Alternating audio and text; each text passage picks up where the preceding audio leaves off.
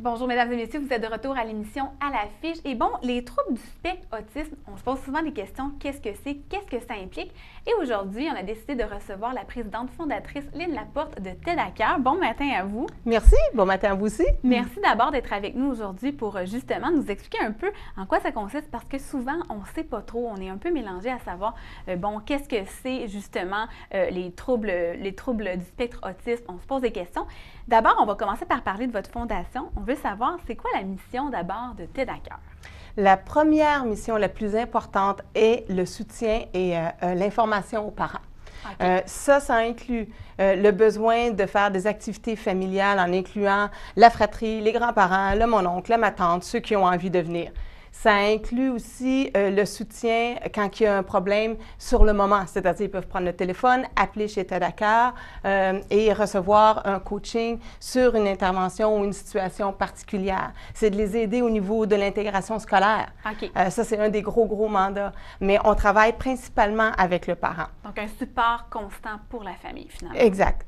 C'est quoi la différence entre votre organisme et les autres organismes qui existent par rapport à l'autisme? Parce qu'on en parle de plus en plus. Oui. Et on a déjà interviewé des gens ici qui venaient d'organismes par rapport à l'autisme. Mais vous, qu'est-ce qui vous différencie des autres?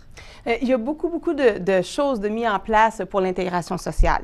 Il y a énormément de choses faites pour les répits. On en manque définitivement. On est à court, mais il y a plusieurs organismes qui focusent sur la mise en place de répits, ce qui est très bien. Il y a aussi beaucoup d'informations qui est mis et de sensibilisation à la population. En ce qui concerne les parents, ce qui existe principalement, c'est des activités familiales, mais aussi que la fratrie n'est pas impliquée et aussi que l'oncle, la tante, les grands-parents non plus ne sont pas nécessairement invités. C'est très cloîtré comme activité. Et moi, je trouvais ça dommage. Oui. Parce qu'on a besoin de notre famille. Mais notre famille ne peut pas comprendre si elle n'est pas inclue dans un certain quotidien. Vrai, et des activités familiales, c'est là où c'est que tout sort. Et quand tu peux comparer ta famille à toi avec la famille de l'autre, qui, lui, sur le spectre, est ailleurs, parce que le spectre, c'est très large, donc on peut retrouver un petit peu de tout. Au niveau de difficultés, bien là, tu peux différencier, tu peux partager avec les autres grands-parents. Et apprendre aussi. Et à ce moment-là, on ne sent plus qu'on est unique. On se dit, ben non, il y a tellement de familles qui vivent cette même réalité. Exact. Et justement, vous l'avez dit tantôt, l'importance de la fraternité. Tu sais, quand on a besoin de répit, on a besoin que les gens comprennent notre réalité. Oui. En étant impliqués, justement, ça permet de voir, eh bien, c'est pas juste nous, finalement, puis on peut aller chercher, justement, les conseils des autres familles qui vivent la même chose. Ça donne une perspective. Puis Ouais. c'est important de pouvoir avoir ce recul-là, autant en tant que parent que la famille élargie. Je pense que TED à cœur, ça amène justement beaucoup de soutien à ces familles-là. Mais ça fait combien de temps que vous existez? Est-ce que c'est récent? Ça fait 5 ans qu'on y travaille, 4 Wow. ans qu'on a notre numéro de OSBL. Donc, Okay. officiellement 4 ans, 5 Wow. ans qu'on y travaille fort. Et est-ce que vous avez des statistiques concernant le syndrome de l'autisme ou le spectre plutôt de l'autisme? Oui, bien, en fait, au niveau du Québec ou du Canada, je crois, c'est dans les alentours de 1 sur 85, une personne sur 85 qui a un diagnostic. Aux États-Unis, c'est 1 sur 65, un enfant scolarisé sur 65 qui a un diagnostic de l'autisme aussi. Sur 300 millions de personnes, c'est énorme. C'est énorme, oui. c'est énorme. C'est sûr qu'au niveau de la capacité de diagnostic, c'est beaucoup mieux maintenant que c'était avant, mais ce n'est pas la seule raison. Il y a vraiment un phénomène, c'est génétique, hein, l'autisme. Donc, il y a vraiment un phénomène qui est en train de se passer au niveau de la génétique qui fait en sorte qu'il y a de plus en plus de personnes qui ont de l'autisme qu'on appelle de haut niveau, donc ce qui était anciennement le syndrome d'Asperger, qui est inclus maintenant dans le TSA. Et les autistes sans déficience intellectuelle, il y en a de plus en plus. Donc, des autistes à la Rainman, on en voit beaucoup moins qu'avant. OK. Et là, la question qu'on peut se poser peut-être, c'est bon, c'est une réalité qui est de plus en plus présente. Est-ce qu'il existe assez de ressources pour les familles qui vivaient justement cette situation-là? Est-ce qu'il y a beaucoup de ressources où on se retrouve un peu là, abandonné dans tout ça? Non, il en manque. Il en manque. Non seulement il en manque, mais je dirais que présentement, le gouvernement a tendance à en retirer.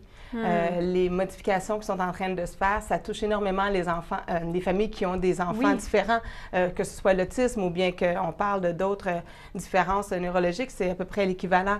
Donc, non, effectivement, il en manque énormément et les ressources qu'on a ne sont pas nécessairement adéquates. Elles sont dépassées, elles ont 5-6 ans d'arriérage comme il faut sur la compréhension des problématiques. Alors, c'est pas évident. Et est-ce que ça va s'améliorer, vous pensez, au fil des années, justement, ça? Est-ce que les ressources vont commencer éventuellement à être plus présentes ou on n'a pas l'impression qu'on s'en va vers le bon côté? Je sais pas. J'ai pas la sensation qu'il va y avoir quelque chose qui va bouger dans les 5-6 prochaines années. Par contre, les parents sont beaucoup plus au courant et beaucoup plus mobilisés. Donc, je pense que présentement, la force du milieu de l'autisme, ce sont les parents, envers et contre tous. C'est eux qui tirent en avant le système, c'est eux qui tirent en avant les écoles, le gouvernement. Et il y a une volonté de faire bouger les choses avec une compréhension réelle de la situation qui fait en sorte que ça bouge beaucoup de ce côté-là. J'en suis très fière. Ah, mais oui, vous avez l'air. J'en suis très fière. Bon, c'est pas moi, c'est la communauté au complet, mais tous les réseaux sociaux ont énormément aidé à ça dans les 5 dernières années.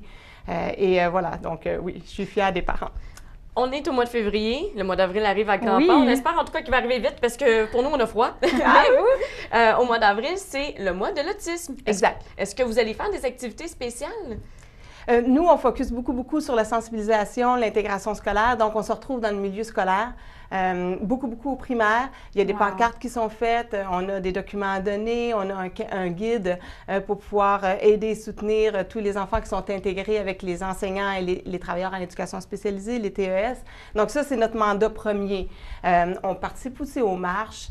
On fait beaucoup d'appels, on essaie d'être le maximum dans les journaux pour être capable de rétablir un peu la vision de l'autisme. Il y a beaucoup de mythes encore sur l'autisme. On n'est jamais certain des bons termes, les mots à employer. Là, tantôt, d'ailleurs, je parlais de TED, les troubles envahissants du développement. Là, maintenant, c'est le trouble du spectre de l'autisme. Donc, ça change au fil des temps. On n'est jamais trop certain, finalement. Mais c'est pas une maladie, c'est un spectre. En fait, c'est un trouble neurologique. C'est une différence neurologique. Même le mot trouble, maintenant, n'est plus vraiment actuel. Étant donné que la plupart n'ont pas nécessairement de déficience, sont très capables de pouvoir être insérés en société, sont très capables d'aller à l'école à partir du moment où c'est qu'il y a une ouverture des autres. Oui, c'est ça part de là. Oui, et c'est cette ouverture-là qui n'est pas encore faite, mais elle s'est toutefois améliorée encore là. Dans les 5 dernières années, il y a eu vraiment un boom impressionnant au niveau de tout ce qui touche les différences. Je pense que vous faites justement une grande différence. TED à cœur fait une grande différence pour plusieurs familles qui vivent cette réalité-là. Comment qu'on peut aider justement l'organisme TED à cœur? Les bénévoles sont toujours les bienvenus. On ne donne pas seulement de l'argent, il faut donner notre temps aussi. Bien, idéalement, parce que, bon, on est une très petite équipe, on est un petit organisme, les subventions gouvernementales se font plutôt rares, donc c'est sûr que les dons, les sous sont les bienvenus, mais le don de soi est encore plus apprécié, je dirais, pour pouvoir aider et soutenir et faire en sorte que les choses puissent avancer. Donc, en parler dans les écoles. On existe! Et justement, si on va avoir des informations concernant votre organisme ou sur le spectre de l'autisme, où est-ce qu'on peut aller? Le site Internet, là, présentement, il est en révision. Oui. Par contre, il est en construction. Par contre, il y a déjà beaucoup d'informations qu'on peut y retrouver.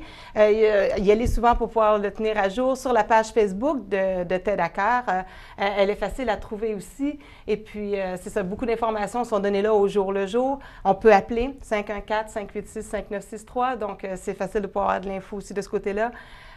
Donc, voilà, ce sont les 3 possibilités les plus accessibles, je dirais. Eh bien, je vous remercie énormément, Madame Laporte, d'avoir été parmi nous ce matin. Je trouve que c'est très pertinent. Vous touchez justement les gens. Vous êtes, on vous connaît très peu, là, puis déjà, là, on sent que vous êtes enthousiaste, vous aidez les gens justement à mieux comprendre et que vous vivez bien justement avec cette réalité-là. Donc, je pense qu'on peut inviter les gens à consulter votre site Internet, évidemment, à s'impliquer davantage. Page Facebook également. Je vois que vous étiez beaucoup actifs sur Facebook, donc je pense que les téléspectateurs seront enchantés d'aller visiter ça. Je vous remercie beaucoup d'avoir été parmi nous. Merci à vous pour l'invitation. Donc, tout le monde, vous pouvez aller justement consulter le site Internet. Je vais vous rappeler l'adresse Internet, c'est TED-a-cœur.com. Également, on va mettre l'extrait de notre entrevue sur notre site Internet qui sera disponible dès aujourd'hui. On va se quitter pour une courte pause et ensuite, on se retrouve avec des dossiers de suspects de personnes portées disparues. Voilà.